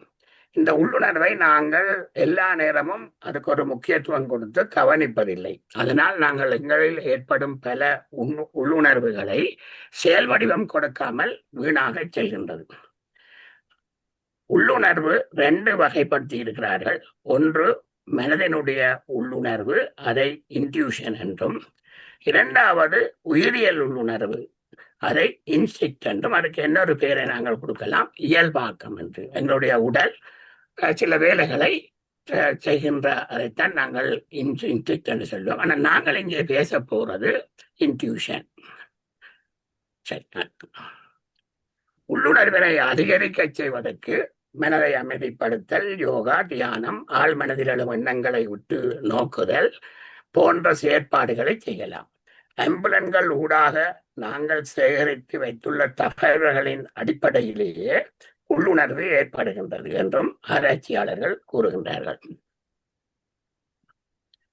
உள்ளுணர்வு பற்றிய உளவியல் சிந்தனைகள், உள்ளுணர்வு ஆழ் மனத்திலே இருந்து வருகின்றது.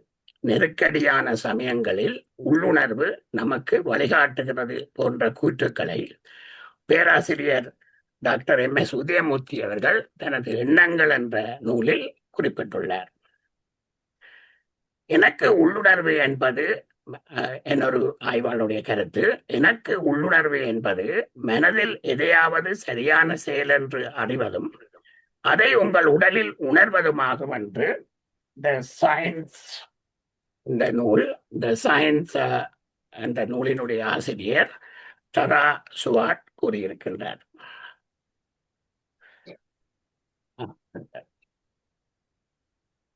இது 2 தரம் அதை வருகிறது. அவ்வப்போது எங்களில் ஏற்படும் அச்ச உணர்வை அல்லது சந்தேக உள்ளுணர்வு என்று எடுத்துவிடக்கூடாது. இதில் நாங்கள் கவனமாக இருக்க வேண்டும். ஏனென்றால் சில நேரங்களில் சந்தேகம் என்று ஒரு விடயம் இருக்கிறது. பயம் என்று இன்னொரு விடயம் இருக்கிறது. இவை கூட எங்களில் சில எண்ணங்களை தோற்றுவிக்கும். அவற்றை நாங்கள் தவறுதலாக அது எங்களுடைய உள்ளுணர்வு கூறுகிறது என்று எடுத்துவிடக்கூடாது என்பதில் கவனமாக இருக்க வேண்டும். பல விஞ்ஞானிகள் இந்த உள்ளுணர்வு அவர்களுக்கு எவ்வாறு தங்களுடைய கண்டுபிடிப்புகளுக்கு உதவி இருக்கிறது என்று கூறுகிறார்கள். ஒரு சிலருடைய விடயங்களை மட்டும் நான் இங்கே கொண்டு வருகிறேன் நேரத்தை கருதி. ஐன்ஸ்டைன் எடிசன் அவர் தன்னுடைய கண்டுபிடித்த விஞ்ஞான உண்மைகள் தனது உள்ளுணர்வு தந்தவை என்று கூறியிருக்கின்றார். மார்க்கோனி அவர்களும் மின்காந்த அலைகள் மூலம் ஒரு இடத்திலிருந்து மற்றொரு இடத்துக்கு செய்திகள் அனுப்பலாம் என்றது தனது உள்ளுணர்வு கூறியதாகவும், அதை அடிப்படையாக வைத்துக்கொண்டே அதை நிரூபிக்கத்தான் ஆதாரங்களை தேட வேண்டியிருந்ததாகவும் கூறியிருக்கின்றார். ஆர்க்கிமிடிஸ் உங்கள் எல்லோருக்கும் தெரியும். அவர் நீர் தொட்டியில் குளித்துக் கொண்டிருந்த பொழுது அந்த கதை, ஒரு பொருளின் கன பரிமாண அளவுக்கு தண்ணீர் வெளியேறுகிறது என்ற உண்மை அவரின் உள்ளுணர்வாக ஏற்பட்டதும் கண்டுபிடித்து விட்டேன் என்று கூறிக்கொண்டு வீதியில் ஓடினார். நாங்கள் எல்லோரும் பாடசாலையில் படித்திருக்கின்றோம். அவர் அந்த தான் நிர்வாணமாக இருக்கிறேன் என்றதை கூட உணராமல் வீதியிலே சென்ற கதையெல்லாம் நாங்கள் அறிந்திருக்கின்றோம். இன்னொரு விஞ்ஞானி சார்ல்ஸ் வாலஸ் என்பவர், அவர் இந்த டார்வின் அவர்களுடைய போன்று இந்த பரிணாம கொள்கை பற்றி ஆய்விலே ஈடுபட்டு வந்த ஒருவர். அவர் ஒரு முறை நோய்வாய்ப்பட்டு மருத்துவமனையிலே படுத்திருக்கின்ற பொழுது உள்ளுணர்வினாலே பல விடயங்கள் அவருக்கு புலனாயிருக்கின்றன. அவருடனே தன்னுடைய எண்ணங்களை டார்வினுக்கு எழுதி அனுப்பியிருக்கிறார். 11 ஆண்டுகளாக இதற்காகவே உழைத்த டார்வின் கூட அவர் அனுப்பிய எண்ணங்களை கண்டதும் அதிசயப்பட்டாராம் என்று கூறப்படுகின்றது. நியூ சவுத் வேல்ஸ் பல்கலைக்கழகத்தினுடைய ஒரு ஆராய்ச்சியாளர் குழு எவ்வளவு அளவுக்கு உள்ளுணர்வு நமது முடிவெடுப்புகளை அறிவுறுத்தி கூடுதலாக மேம்படுத்த உதவும் என்பதை காட்டும் ஒரு புதிய தொழில்நுட்பத்தை உருவாக்கியுள்ளது. இந்த ஆராய்ச்சி குழுவில் உள்ள மனவியல் விஞ்ஞானிகள் பேர்கள் இங்கே குறித்திருக்கின்றேன். அவர்கள் சைக்காலஜிக்கல் சயின்ஸ் என்ற இதழிலே வெளியிட்டிருக்கின்றார்கள். இந்த உள்ளுணர்விலே சில குறைபாடுகள், சில விடயங்களில் நாங்கள் எச்சரிக்கை நாங்கள் ஏற்கனவே கூறினோம். அதாவது எப்பொழுதும் இந்த உள்ளுணர்வு நம்பகரமாக இருக்கும் என்று நாங்கள் உறுதியாக எடுக்க முடியாத நிலை இருக்கிறது. ஏனென்றால் இந்த உளவியல் காரணமாக, வேறு பக்க விளைவுகள் காரணமாக, அச்சம், சந்தேகம் போன்றவற்றின் காரணமாக எடுப்பதோடு குழப்பங்கள் எங்களுக்கு ஏற்படும். ஆனால் அதை உற்று கவனித்து நாங்கள் வாழ்க்கையில் அந்த விடயங்களை பதிவு செய்து வருகின்ற பொழுது எங்களுக்கு இது உள்ளுணர்வுதானா என்று தீர்மானிக்க உதவும். உணர்வு புலன், அதாவது இந்த உள்ளுணர்வை, இந்த திறனை வளர்த்துக் கொள்வதற்கான வழிகள் என்னென்று பார்க்கின்ற பொழுது அதை தொடர்ந்து அதை உற்று நோக்கி அந்த பயிற்சியாலே நாங்கள் அதை மேம்படுத்தலாம். எங்களுடைய மனநிலை பயிற்சி, அதோடு எங்களுடைய தற்கால நிகழ்வுகளோடு ஈடுபட்டு எங்களுடைய செயல்களை நாங்கள் ஒரு ஈடுபாடாக செய்து வர வேண்டும். அறிகுறிகளை நுணுக்கமாக உணர்கின்ற தன்மையை வளர்த்துக் கொள்ள வேண்டும். அதே நேரம் தியானம் போன்ற நடைமுறைகள் கூட இதை வளர்த்துக் கொள்ள உதவும். சில நேரங்களில் இந்த உள்ளுணர்வு எங்கள் உடலில் கூட நாங்கள் அவற்றை உணர முடியும். ஒரு சிறு நோவாக அல்லது ஒரு அறிகுறியாக நாங்கள் ஏதோ ஒரு வகையில் உணர முடியும். இப்பொழுது நாங்கள் உளவியல்ல இந்த உள்ளுணர்வு என்றால் என்ன, அது உளவியல்ல எப்படி எல்லாம் சொல்லப்பட்ட அடிப்படைகளை நாங்கள் பார்த்தோம். இப்பொழுது நாங்கள் இலக்கியத்தில் எவ்வாறு பேசப்படுகிறது என்று பார்க்க போகின்றோம். நேரத்தை கருதி நான் சில ஸ்லைட்களை விரைவாக நான் விட்டு செல்ல வேண்டியிருக்கலாம். திருக்குறளிலே உள்ளுணர்வு நேரடியாக கூறப்படாவிட்டாலும் பல இடங்களில் இந்த உள்ளுணர்வு பற்றிய கருத்துக்கள் இருப்பதை நாங்கள் விட்டுணர்ந்து கொள்ளலாம். அந்த வகையிலே அதிகாரம் 43 ஒருவரினுடைய அந்த அறிவுடைமை அதிகாரத்திலே ஒருவரின் உள்ளார்ந்த எண்ணங்கள் செயல்களுக்கு வழிகாட்டுவதாகவும் தலைச்சியற்று உயர்வானதை மட்டுமே எண்ண வேண்டும் என்றும் கூறப்படுகிறது. இங்கே குறள் 427 பார்க்கலாம். நீங்கள் அறிவுடையார் ஆவதறிவார் அறிவிலார் அகுதறிகள் அல்லாதவர். அதாவது அறிவுடையவர்கள் எப்பொருளையும் உள்ளிருந்து உணர்ந்து செயல்படுவார்கள், அகத்தூய்மையுடன் கூடிய மனதின் வழியே உலகை அறிவார்கள் என்று கூறுகிறது. எனவே இது உள்ளுணர்வைத்தான் கூறுகிறது என்று நாங்கள் அறிந்து கொள்ளலாம். இவ்வாறாக பல குறள்கள் நாங்கள் இங்கே நேரத்தை கருதி நான் எல்லாத்தையும் இங்கே சொல்லவில்லை. என்னுடைய பேப்பர் உங்கள் யாருக்கும் தேவை என்றால் நான் உங்களோடு பகிர்ந்து கொள்ளலாம். குறள் 357 இங்கேயும் அந்த உள்ளுணர்வு பற்றி பேசப்படுகிறது. நாங்கள் அடுத்தது போலாம்.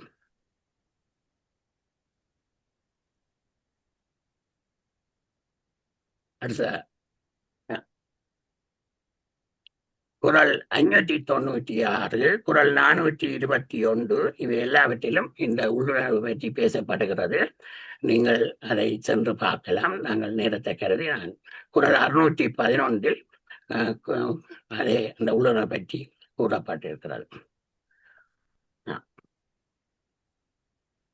ஔவையாரின் ஞான குறள் என்ற இலக்கிய படைப்பிலே அங்கே ஒரு அதிகாரம் கூட உள்ளுணர்வு என்ற ஒரு அதிகாரம் அங்கே இருக்கிறது. அங்கே 10 குறள்களிலே, அதாவது வீட்டினரிப்பால் அதிகாரம் உள்ளுணர்வு, அங்கே குறள் 81 தொடக்கம் 90. அங்கே நீங்கள் சென்று பார்த்தால் இந்த உள்ளுணர்வு பற்றி பல கருத்துக்கள் அங்கே இருக்கின்றன. திருமந்திரத்திலும் உள்ளுணர்வுக்கான விளக்கம் இருக்கின்றது. தன்னை தான் அறிந்து பக்குவப்படும் தன்னை அறிதல் என்ற செயற்பாடு உள்ளுணர்வினால் ஏற்படுவதாக இருக்கின்றது. தனது மனத்தை உலகத்துடன் ஐக்கியப்படுத்தும் உள வலிமையை உலகை ஐக்கியமாதல் என்ற செயற்பாடும் உள்ளுணர்வினால் ஏற்படுவதாக இருக்கின்றது. இன்னொரு திருமந்திரம் 2982 அங்கே தேயமும் நாடும் திரிந்தங்கள் செல்வனை காயமின் நாடிடை கண்டுகொண்டேனே என்ற வரிகள் இருக்கின்றன. புற உலகை தேடாமல் ஆன்ம ஞானத்தின் மூலம் இறைவனை அகத்திலே கண்டுகொள்ளும் உள்ளுணர்வு பற்றிய விளக்கத்தை தருகின்றது. மணிமேகலையிலே உள்ளுணர்வு பற்றி நாங்கள் காணலாம். மணிமேகலை காப்பியத்தில் உள்ளுணர்வு என்பது பல்வேறு வடிவங்களில் வெளிப்படுகின்றது. குறிப்பாக முற்புறப்பு உணர்தல், பசிப்பிணி போன்ற உளவியல் கூறுகளின் வழியாகவும் பௌத்த தத்துவங்களின் அடிப்படையிலும் இது அங்கே விளக்கப்படுகிறது. மணிமேகலையில் உள்ள முக்கியமான உள்ளுணர்வு கூறுகளை நாங்கள் பீடிகை கண்டு பிறப்புணர்ந்த காதையிலும் பாத்திரம் பெற்ற காதையிலும் நாங்கள் பார்க்கலாம். மணிமேகலை காப்பியத்தில் உள்ளுணர்வு என்பது கதை மாந்தரின் அகமன போராட்டங்களையும் அவர்களுடைய பௌத்த தத்துவங்களின்பால் ஈர்க்கப்பட்டு அறவழியில் செல்ல தூண்டியதையும் விளக்குகிறது. இது வெறுமனே ஒரு உணர்வு நிலை மட்டுமல்ல, அதுவே பாத்திரத்தின் செயல்களுக்கான உந்து சக்தியாகவும் இருக்கிறது. மணிமேகலை என்ற காப்பியத்தில் உள்ளுணர்வு என்பது மிக முக்கியமான இடத்தை பெறுகின்றது. காப்பியத்தின் நாயகியான மணிமேகலைக்கு ஆபுத்திரன் மூலமாகவும் பிற அற்புத சக்திகள் மூலமாகவும் வெறும் வழிகாட்டுதல்கள் உள்ளுணர்வால் தூண்டப்பட்டவையாக கருதப்படுகின்றன.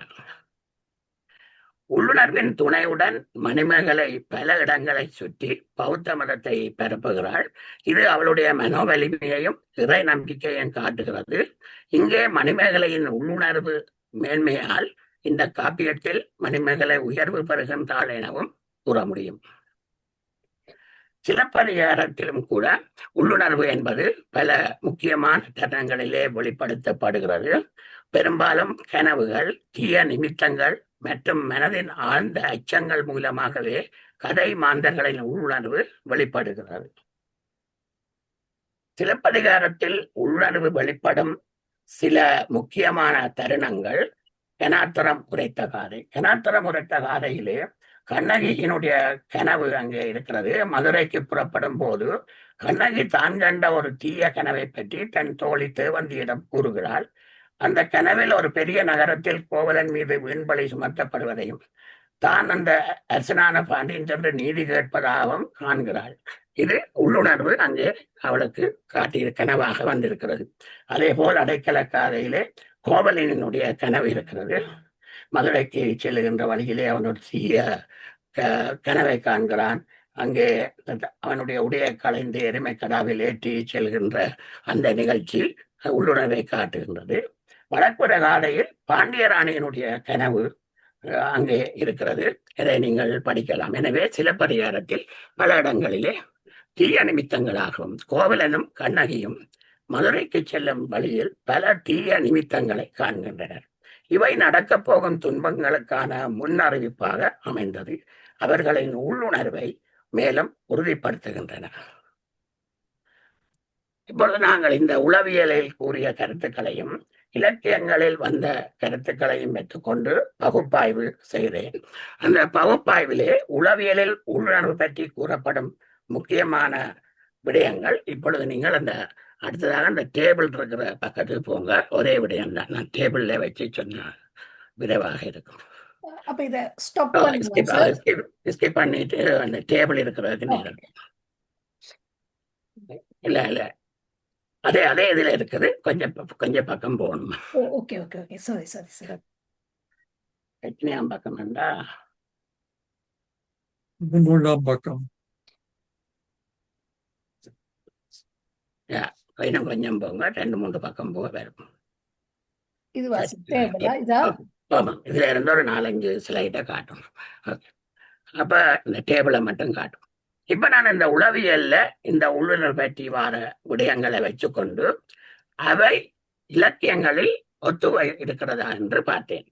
உளவியலில் உள்ளுணர்வு விடயங்களை பார்க்கின்ற பொழுது, ஒன்று, மனதில் சடுதியாக ஏற்படும் எண்ணங்களே உள்ளுணர்வு. இது உளவியல் கூறுகிறது. இதை நாங்கள் இலக்கியத்தில் பார்க்கிற போது திருக்குறள், ஔவையாரினுடைய குறள், திருமந்திரம், மணிமேகலை, சிலப்பதிகாரம் எல்லா இடத்திலும் இது ஒத்திருப்பதை காண முடிந்தது. உள்ளுணர்வு ஆழ்மனத்திலிருந்து வருகின்றது. நெருக்கடியான சமயங்களில் உள்ளுணர்வு நமக்கு வழிகாட்டுகிறது என்ற விடயமும் எல்லா இலக்கியங்களில் போடும் அது ஒத்து நிற்கின்றது. அடுத்த எங்களின் ஆழ்மனம் இல்லை, ஒரு பக்கம், எங்களின் ஆழ்மனம் சில வேளைகளில் எதிர்பாராமல் கனவாக உதவுகிறது. இந்த விடயம் திருக்குறளிலேயோ ஔவையார் குறளிலேயோ திருமந்திரத்திலேயோ நாங்கள் காண முடியவில்லை. ஆனால் மணிமேகலை சிலப்பதிகாரத்தில் பல இடங்களில் அது கனவாக வந்திருக்கின்றது. உள்ளுணர்வு என்பது திடீரென தோன்றும் உணர்வு மட்டுமல்ல, ஒவ்வொரு செயலினோடு குறைந்துள்ள மெல்லிய பண்பாகும் என்பதும் எல்லா இடங்களிலும் அது ஒத்த கருத்தை கொண்டிருக்கின்றது. உள்ளுணர்வானது நமக்கு முக்கியமான முடிவுகளை எடுப்பதற்கு உதவுகின்றது. அத்துடன் தனிப்பட்ட உறவுகளிலும் சிக்கலான உணர்ச்சி நிலைகளின் வழிகாட்டல் அளிக்கின்றது என்ற விடயமும் எல்லா இடத்திலும் இலக்கியங்களில் ஒத்து நிற்கின்றது. உள்ளுணர்வை அதிகரிக்க செய்வதற்கு மனதை அமைதிப்படுத்தல், யோகா, தியானம் என்ற விடயத்தை கூட நாங்கள் திருக்குறள் எல்லா இடங்களிலும் அது நாங்கள் ஒத்திருக்கின்றது. நீங்கள் சற்று யோசிச்சதை படித்து பார்க்கின்ற போது நீங்கள் உணர்ந்து கொள்வீர்கள். அடுத்த உணர்வு என்பது மனதில் எதையாவது சரியான செயல் என்று அறிவதும் அதை உங்கள் உடலில் உணர்வதுமாகும். அது கூட எல்லா இடங்களிலும் அந்த கருத்து ஒத்திருக்கின்றது. உணர்வு ஆபத்தை விரைவாக உணர உதவுகிறது என்பதும் கூட எல்லா இடங்களிலும் ஒத்திருக்கின்றது. இப்பொழுது நாம் அடுத்தவர் இப்பொழுது நான் முடிவுகளுக்கு வருகிறேன். இந்த ஆய்விலே நான் கண்ட முடிவுகள், உள்ளுணர்வு, அதாவது நாங்கள் கதைத்த எல்லாமே இன்ட்யூஷன் பற்றியது. திடீரென தோன்றும் உணர்வு மட்டுமல்ல, ஒவ்வொரு செயலினூடும் உறைந்துள்ள மெல்லிய பண்பாகும். அது நம்மை அறியாமலே ஆழ்மனதில் பதிவாகும் எண்ண ஓட்டங்கள். உள்ளுணர்வு நம்மை நல்ல வழியில் வழிநடத்த உதவும் என்பதை நாங்கள் காணலாம். இரண்டாவது, அடுத்தது, கனவு நிலைகளில் கூட சில குழப்பங்களுக்கு தெளிவு கிடைக்கும். சில கேள்விகளுக்கு கூட விடை கிடைக்கும். எனவே நாங்கள் சீரான வாழ்க்கையை வாழ்வதற்கு பழக்கப்படுத்தும் பொழுது உயர்வான எண்ணங்களால், சிறந்த பழக்க வழக்கங்களால் கூட உள்ளுணர்வு என்ற மகத்தான பலத்தினை பெற்றுக்கொள்ள முடியும். உள்ளுணர்வால் வாழ்வில் உன்னதம் பெற முடியும். உங்களுக்கு தெரியும், பொதுவாக சொல்லுவார்கள், அதிகாலையிலே வார கனவுகள் கூட நடக்கும் என்று கூறுவார்கள். எனது வாழ்க்கையில் அவ்வாறாக சில ஆன்மீக விடயத்தில் கனவில் என்னென்னத்தை நான் கண்டேனோ அதே போல் எனக்கு நடந்திருக்கிறது. எனவே நான் அதை நம்புகின்றேன். அண்மை காலங்களில் விஞ்ஞான ரீதியாக வெளிப்படும் உளவியல் உண்மைகள் எத்தனையோ வருடங்களுக்கு முன்பு அழகாக எடுத்து கூறப்பட்டுள்ள தமிழ் நீதி நூல்களிலும் காப்பியங்களில் உள்ள பாத்திரங்கள் ஊடாகவும் ஒத்த தன்மையுடன் எடுத்து கூறப்பட்டிருப்பது வியப்பையும் பெருமிதத்தையும் வழங்குகின்றது. நேரம் கருதி ஒரு சில நீதி நூல்களும் காப்பியங்களும் மட்டும் இந்த ஆய்வுக்கு உட்படுத்தப்பட்டன. இந்த ஆய்வு மேலும் விரிவுபடுத்தக்கூடியது. நாமும் வாழ்வோம், நம்மை சூழ உள்ளவர்கள் நன்றாகவே வாழட்டும். இந்த வாய்ப்புக்கு மிகவும் நன்றி. இந்த இந்த இந்த முழுமையான கட்டுரையை நீங்கள் உங்கள் யாருக்கும் படிக்க தேவைப்பட்டால் நான் உங்களுக்கு அதை டிஜிட்டல் ஃபைலை அனுப்பி வைக்கலாம். நன்றி, வணக்கம். மிக்க நன்றி சுரேஷ் அவர்களே. உளவியல் கருத்துக்களும் இலக்கிய கருத்துக்களும் கூறும் உள்ளுணர்வு என்ற அருமையான தலைப்பிலே 5 நூல்களை மையப்படுத்தி நீங்கள் இந்த ஆய்வை செய்திருக்கின்றீர்கள். மிக அருமையான கட்டுரையை முழுமையாக அனுப்பியிருந்தீர்கள். மிக்க நன்றி. அதுவும் அனுப்பிய கட்டுரை வச்சுக்கு போகக்கூடிய அளவுக்கு ஒழுங்கமைத்து தந்திருக்கள். அதுக்கும் 2வது வகையில் நன்றி குறிக்கொண்டு இந்த கட்டுரை பல கேள்விகள். நன்றியுரையை முடிச்சுட்டு அப்புறம் கேள்வி நேரத்துக்கு இல்ல, இந்த கேள்விக்கு என்ன போகவில்லை. ஒரு நூல குறிப்பு. உண்மையிலே இந்த கட்டுரை எங்கள் எல்லோரையும் சிந்திக்க வைக்கிறது. பல சிந்தனைகளை தூண்ட வைக்கிறது. உங்களுக்கு இப்போ அந்த சிந்தனை வந்திருக்கும். நீங்கள் இந்த சிந்தனைகளையும் ஐயங்களையும் நீங்கள் சுறுசுறு கேட்டு நானும் உங்களோட சேர்ந்து கேட்டோம். கேட்டு அருமையான எங்களோட சிந்தனையை தூண்டியதற்கு நன்றி கூறி குறிப்பிட்ட நேரத்துக்கு முன்பாகவே முடித்திருக்கிறீர்கள். மிக்க மகிழ்ச்சி ஐயா. நன்றி. இப்பொழுதும் நன்றி உரை திருமதி நாகேஸ்வரி ஸ்ரீகுமரி அவர்கள் எங்களுடைய முத்தமிழ் சங்கத்தின் எங்களுடைய உப தலைவராக துணை தலைவராக இருந்து செயல்பட்டு கொண்டு சூத்திரதாரி என்றால் இயங்குகின்றவர். அவர் இப்பொழுது நன்றி உரை வழங்குவார். அனைவருக்கும் மீண்டும் அன்பான வணக்கம்.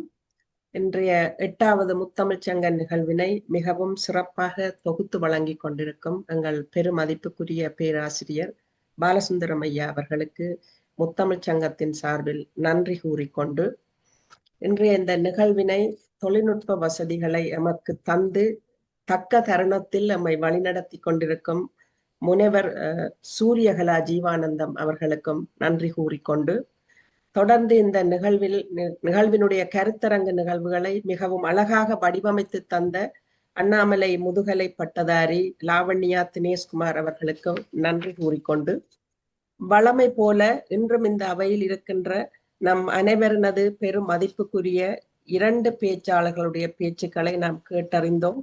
முதலாவதாக அன்புக்குரிய முனைவர் சூரியகலா ஜீவானந்தம் அவர்கள் பஞ்சமரபு என்னும் இசைத்தமிழ் கூறும் நாட்டிய கூறுகள் என்ற தலைப்பில் உரையாற்றினார். என்னை போன்று பலருக்கு அது புதிய ஒரு தலைப்பாக அமைந்தது. இதுவரையும் அப்படியான ஒரு பஞ்சமரபை நான் வாசிக்கவில்லை. அனைத்து கருத்துக்களும் புதிதாக இருந்தன. நிறைந்த கேள்விகள் இருக்கின்றன. அதை நான் தனிப்பட்ட முறையில் தான் கேட்க முடியும். அவ்வளவு ஆர்வத்தோடு நான் உங்கள் உரையை கேட்டேன். என்னை போல் இந்த சபையில் இருக்கும் அனைவருக்கும் அது பாலசுந்தரம் ஐயாவை தவிர்த்து பலருக்கு அது புதிய விடயமாக இருக்கும் என்பதில் சந்தேகமில்லை. உங்களுடைய இந்த பாலசுந்தரம் ஆசிரியர் சொன்ன மாதிரி தான் எனக்கும் ஆச்சரியமாக இருந்தது. இப்படி இவ பேசுகிறார் என்று சொல்லி. ஏனென்றால் நேற்று கூட நீங்க சொல்லீங்க, நான் ஒன்றும் என்ன தயாரிக்கல, எனக்கு சரியான சுகம் இல்லை, என்ன செய்ய போறனோ தெரியல என்று சொன்னீங்க. நீங்களும் பொய் சொல்லி இருக்கின்றீர்கள் என்பதை நிரூபித்திருக்கிறீர்கள். உங்களுக்கு மிகுந்த நன்றி. 2வதாக எங்கள் மதிப்புக்குரிய பல்துறை வித்தகர் அகனி சுரேஷ் அவர்கள் உளவியல் கருத்துக்களும் இலக்கிய கருத்துக்களும் கூறும் உள்ளுணர்வு என்ற தலைப்பிலே மிகவும் சிறப்பாக தன்னுடைய உரையை எங்களுடைய பேராசிரியர் சொன்னது போல் குறிப்பிட்ட நேரத்துக்குள் அனைவரது உணர்வுகளையும் உள்வாங்கி நீங்கள் சொன்னதுதான் மிக பொருத்தமானது. எங்களை போன்றவர்கள் எல்லாம் மதிய உணவுகள் செய்வதற்கு ஆயத்தமாக இருக்கின்ற அந்த உள்ளுணர்வை நீங்கள் புரிந்து கொண்டிருக்கின்றீர்கள் என்பது உங்களுடைய சிறப்பான உரையாக அமைந்தது. உள்ளுணர்வு என்றால் என்ன என்பதோடு அந்த உணர்வை 2 வகையாக வகுத்து, ஒன்று உளவியல் ரீதியாக அறிஞர்கள் கூறுகின்ற கருத்தும், மற்றது இலக்கியங்கள் வழியாக உள்ளுணர்வை பகுத்து கொண்டிருக்கின்றீர்கள். மணிமேகலை பற்றிய கருத்துக்கள் மிகச் சிறப்பு. அது என்னுடைய ஆய்வுக்கும் மிகவும் ஒரு வழிகாட்டியாக இருந்திருக்கின்றது. அந்த வகையிலே உங்கள் இருவருக்கும் இந்த முத்தமிழ் சங்கத்தினுடைய சார்பில் மனநிறைவாக நன்றி கூறிக்கொண்டு நிறைவாக இன்றைய இந்த கருத்தரங்கில் பங்கு கொண்டு இந்த பொழுதினை சிறப்பித்துக் கொண்டிருக்கும் அனைவருக்கும் நன்றி கூறுவதோடு பேச்சாளர்களை ஊக்கப்படுத்த காத்திருக்கும் அனைவருக்கும் நன்றி கூறி இந்த முத்தமிழ் சங்கத்தினுடைய செயல்பாட்டிற்கு என்னோடு உறுதுணையாக எப்போதும் நிற்கின்ற முனைவர் வாசுகி நகுலராஜா அவர்களுக்கும் நன்றி கூறி, இன்றைய முத்தமிழ் சங்கம் நாங்கள் நேரடியாக செய்வதற்காக ஆயத்தப்படுத்தி இருந்த போது காலநிலை காரணமாக உடனே அதை செய்ய முடியாமல் போனதென்று அறிவித்தும் இந்த குறுகிய நேரத்தில் இத்தனை பார்வையாளர்களும் வழமைக்கு மாறாக இன்று 30க்கும் மேற்பட்ட பார்வையாளர்கள் வந்து இந்த நிகழ்வை சிறப்பித்துக் கொண்டிருக்கின்றீர்கள். உங்கள் அனைவருக்கும் மன நிறைவான நன்றியை கூறி, இன்றைய பொழுது எல்லோருக்கும் நிறைவாக அமைய வேண்டும் என்று கூறி, இந்த வாய்ப்பினை எனக்கு தந்த பேராசிரியருக்கு மீண்டும் நன்றி கூறி விடைபெறுகின்றேன். வணக்கம். மிக்க மகிழ்ச்சி இசா அவர்களே.